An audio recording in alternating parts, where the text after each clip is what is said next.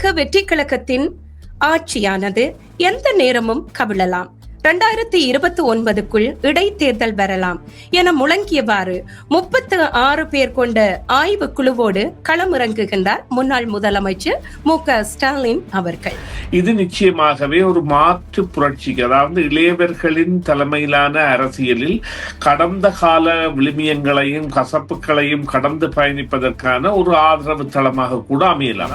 அரச நிர்வாகமும் அரச கட்டமைப்பும் இந்த லஞ்சத்தை ஒரு சாதாரண கொடுப்பனவாக ஏற்றுக்கொள்கின்ற தன்மையை உடையதாக வளர்ந்திருக்கின்றது என்பதுதான் தமிழ்நாட்டின் உண்மையான நிலைமை. ஆனால் இதற்காக ஒரு சம்பவ சாட்சியங்களுடன் ஆதாரங்களுடன் புகார் அளிக்கப்படும் பொழுது 1 லட்சம் ரூபாய் பணம் தருவது என்பது நிச்சயமாக அது கூட ஒரு கையூட்டாக மாறக்கூடிய சந்தர்ப்பம் இருக்கின்றது என்றால் பணத்தை எதிர்பார்த்து பணத்திற்காக கூட கொடுக்கக்கூடிய சந்தர்ப்பங்களும் ஏற்படலாம். மு.க.ஸ்டாலின் அவர்களின் குற்றச்சாட்டான இந்த முதுகில் குத்தியது என்பது அவர்கள் தனியே போட்டியிடாமல் அல்லது ஏற்கனவே தங்களுடைய இணைப்பை அறிவிக்காமல் தங்களுடன் போட்டியிட்டு தாங்கள் தோல்வி அடைந்ததன் பிறகு வேறு ஒரு ஆட்சி அமைக்கக்கூடிய கட்சியுடன் இணைந்ததை குறிப்பிடுகின்ற துணியிலாக அமைந்திருந்தாலும் அரசியலில் இவ்வாறான நிகழ்வுகள் இடம்பெறுவதெல்லாம் சாதாரணமானவை.